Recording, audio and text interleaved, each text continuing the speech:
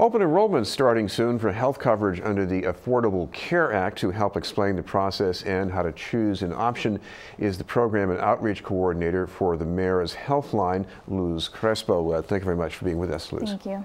First of all, talk about all of these scary stories we've been hearing. All the premiums are going up a lot. Now, how are we going to pay for this? Should people almost be scared to do this? People should not be scared to do it.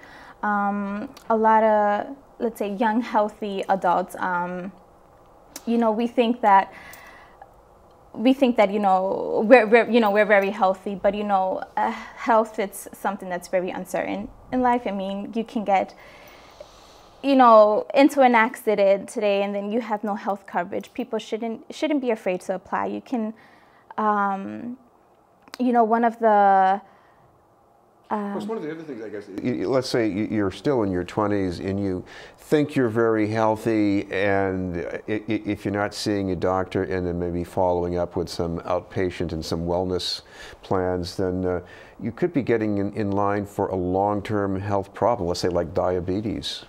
So I guess it makes a difference to have coverage even when you're young and fairly healthy. Oh yeah, you should definitely get health coverage. I mean, one of the medical expense, medical debt is like the #1 personal bankruptcy. You know what I mean?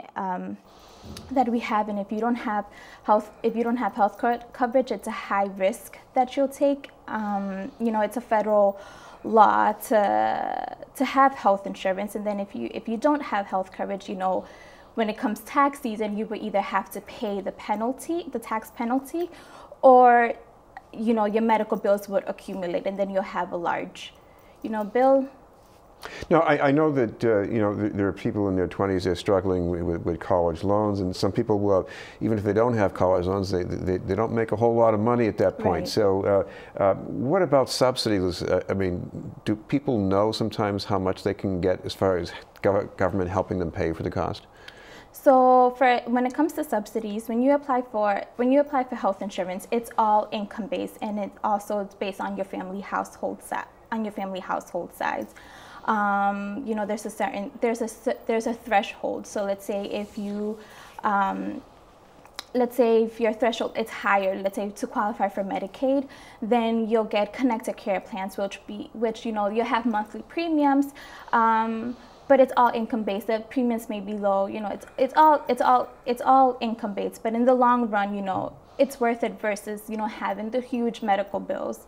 If you were to go to a hospital. Well, of course, another stumbling block for many people is even if they really do want coverage, is picking a plan. I mean, there's so much to figure out. And this is where you come in. So what do you do for people? So then, what we do for people, there's lots of plans to choose from. So what we always suggest for people is, if you already have a primary care provider that you see, if you already go to a health care facility that you want to continue going to the health care facility, what we suggest is to call your primary care, the facility you go to, and ask, do you accept this carrier? And then we can go based off there, and then we always suggest to go speak to a navigator or call the health connector so they can better assist you on which carrier will be best for the person. One of the things that occurs to me here is that there's one more advantage to having a health plan, and that is maybe you're going to be making more visits to a health center in your community. You're going to be getting more of a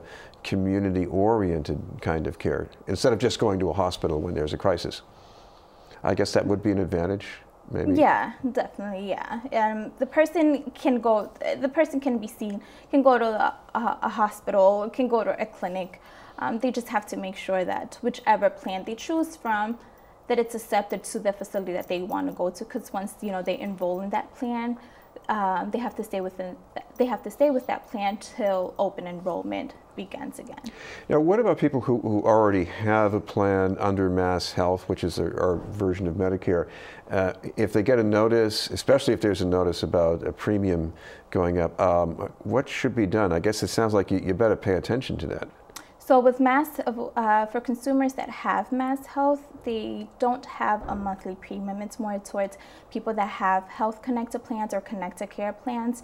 If they they should pay attention to the notices that they're receiving, because starting 2017, their monthly premiums are going to increase. So they should definitely make a note, pay attention to the notices they're receiving. Now, another thing your office can do is you can get on the phone with people and answer their questions, and in more than one language too. Yes, so we're multilingual, we're multicultural. We have 7 navigators. We have people that speak Spanish, that's English, Haitian Creole, Cape Verdean Creole, Portuguese, and let's say if we get a consumer that does that, none of the our staff, we don't speak the language, we also have the language line.